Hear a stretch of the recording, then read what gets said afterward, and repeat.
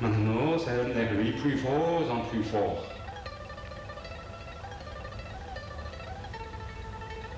C'est plein d'aiguilles, entre dans le mer, entre dans le corps.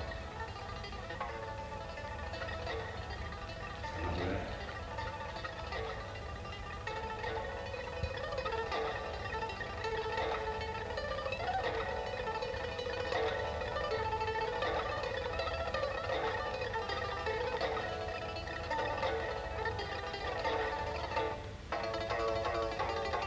Tout d'abord, on aiguille dans l'histoire de le Tongzhou.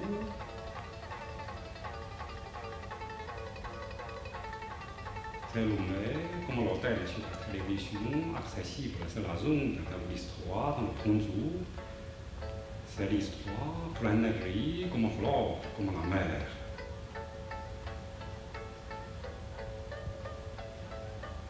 C'est la zone comme bar.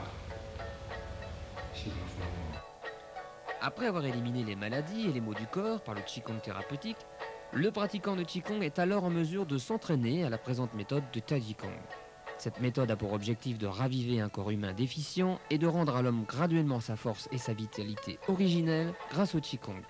Dans la médecine comme dans la philosophie chinoise, le Qi, l'énergie, le souffle, joue un rôle extrêmement important.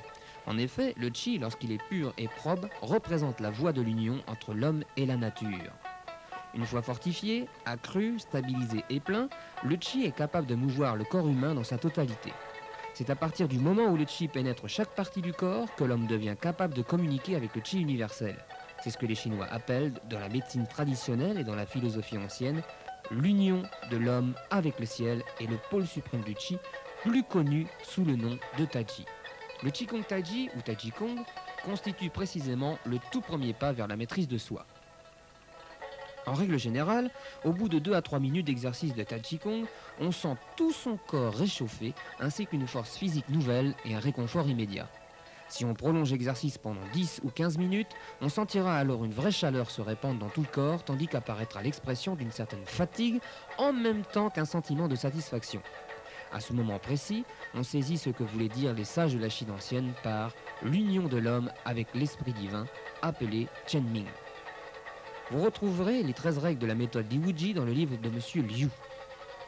Après la maîtrise des bases de Liwuji, on acquiert un sentiment de plénitude, tenu droit dans l'univers et fondu avec le ciel et la terre.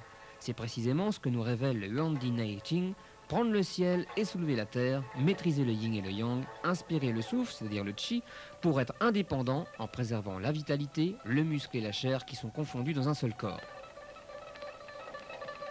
Avant la séance de Tadjikong, le corps n'éprouve pas de sensation du chi.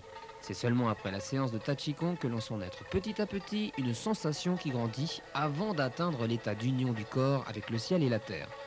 La posture Wuji est une position de repos, mais dans laquelle existe le mouvement. À la différence de nombreux Qigong de repos, le Qigong, qui vise uniquement à la détente et l'immobilité, cette posture exige que le repos coexiste avec le mouvement dans un rapport équitable. Ce rapport n'est possible que lorsque sont équilibrés l'état détendu et l'état de tension, c'est-à-dire le yin-yang.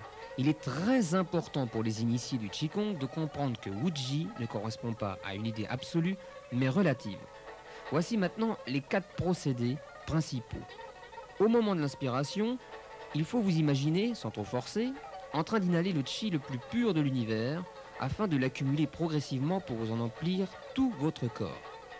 Deuxième procédé, concentrez toutes vos pensées et vos facultés afin de stabiliser et approfondir votre respiration en évitant la dispersion et l'essoufflement inutiles. La concentration sur laquelle nous insistons correspond plutôt à un état tout à fait paisible de l'esprit, demandant à notre corps d'être à l'aise pendant que nous nous entraînons au Qigong Wuji.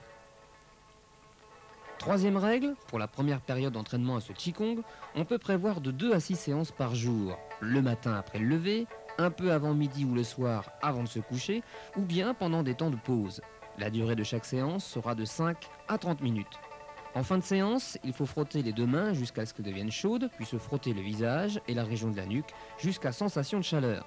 Cette façon de se frotter les mains, le visage et le cou constitue une règle générale qui s'applique à toute séance de Qigong présentée dans le présent traité. Et enfin, le quatrième procédé, quatrième règle, pendant la séance de Qigong, on peut imaginer de belles scènes naturelles, le soleil brillant, le clair de lune, des étoiles lointaines ou d'autres phénomènes naturels, etc. Au début, ce peut être difficile. Dans ce cas, vous pouvez vous aider en pratiquant devant un tableau pour vous entraîner. Quand vous parvenez à visualiser de telles scènes dans votre esprit, vous vous débarrassez du tableau. C'est une étape nécessaire à chaque séance de Qigong. Certaines postures de Qigong sont accompagnées de chansons. Celles-ci sont destinées à mieux faire vibrer le Qi, à amorcer le mouvement du yin et du yang à l'intérieur du corps et en faciliter la circulation. Ces chansons ont également pour effet de déclencher le mouvement du Qi le long des méridiens d'acupuncture. Les paroles ont leur valeur pour la formule poétique qu'elles provoquent et peuvent mener à une certaine extase. 运地雨气，生母气 avec la terre, plus en plus l'énergie vitale.